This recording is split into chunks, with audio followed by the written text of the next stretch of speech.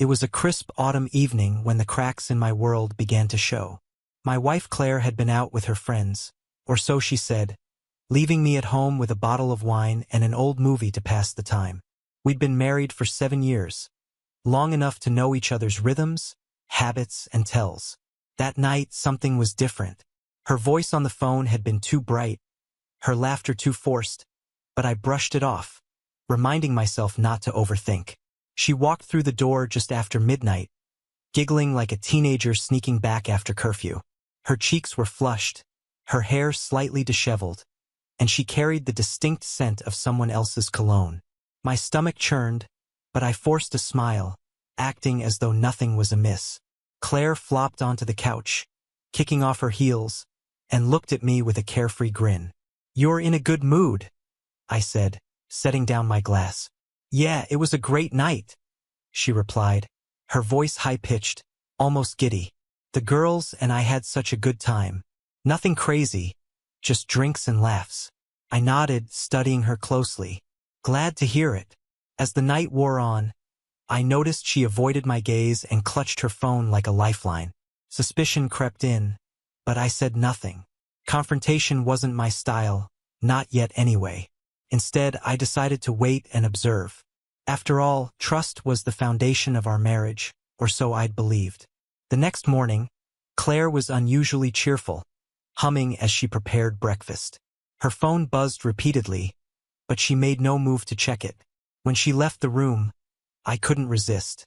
I picked up the phone, heart pounding, and unlocked it. We knew each other's passcodes, one of those little signs of trust that now felt like a cruel joke. The messages were damning.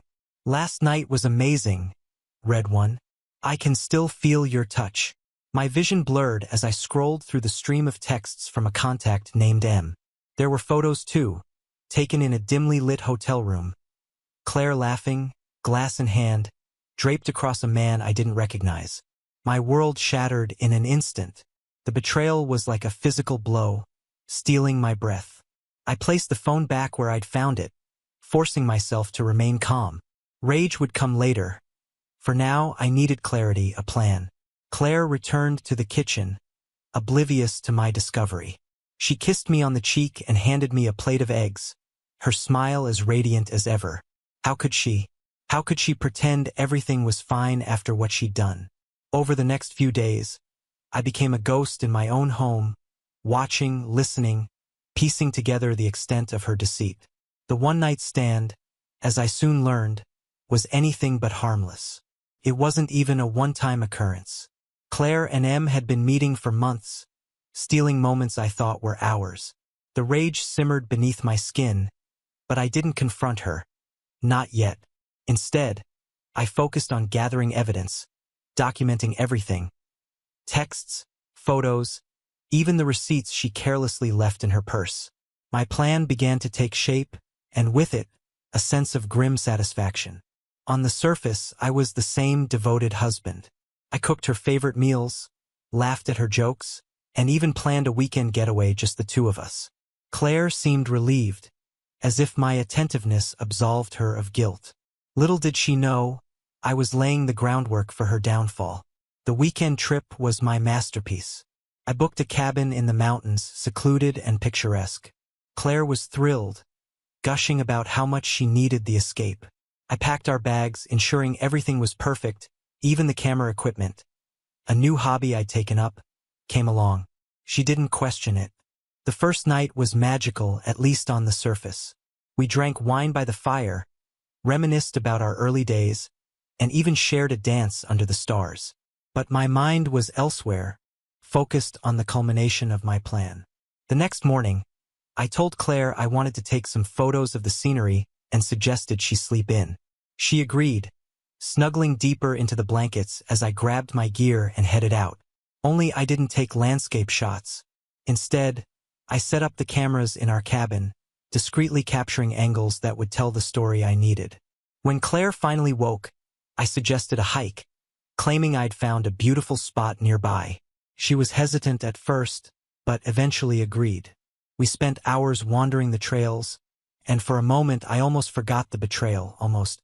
Back at the cabin, Claire's phone buzzed incessantly. She glanced at it, her expression shifting to one of annoyance. "Work stuff," she muttered, dismissing the notifications. But I knew better. That evening, I prepared her favorite dinner, pouring her another glass of wine. Every time hers neared empty, she laughed carefree, unaware of the storm brewing. When she excused herself to use the bathroom, I took her phone from the counter and sent a single text to M. "Let's end this." Then I deleted the thread, leaving no trace. By the time we returned home, Claire was back to her usual self, her laughter echoing through the house. But when she reached for her purse, her face went pale. She rifled through it, panic growing with each passing second. "Where is it?" she muttered, her voice trembling. "What's wrong?" I asked, feigning concern. "My wedding ring," she whispered, tears welling in her eyes. "Oh no," I said, my voice dripping with mock sympathy. "When was the last time you had it?" She looked at me, her expression a mix of guilt and desperation. "I don't know. I must have taken it off somewhere. I'd hidden it, of course." The ring, a symbol of our commitment, was now a tool in my revenge. The next day, I set my plan into motion. I'd prepared a file, meticulously organized, detailing her affair in excruciating detail. Photos, messages, even the receipts. I left it on the kitchen table, knowing she'd find it. When she did, the color drained from her face. "What is this?" she asked, her voice barely a whisper. "The truth," I replied. "Something you've been hiding from me for months."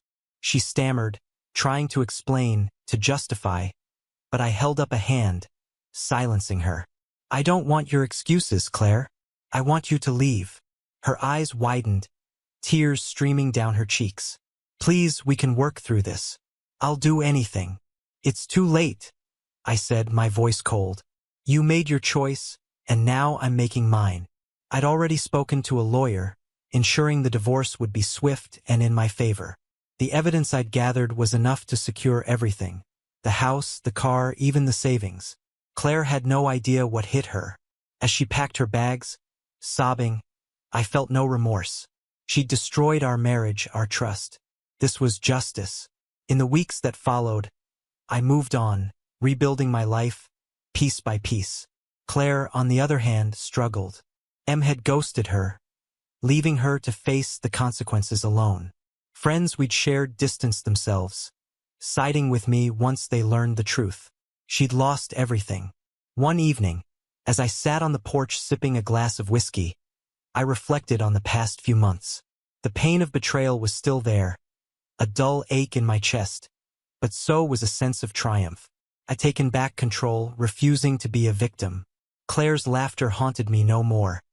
It was replaced by the sound of my own, a laughter born of freedom, resilience, and the sweet taste of revenge.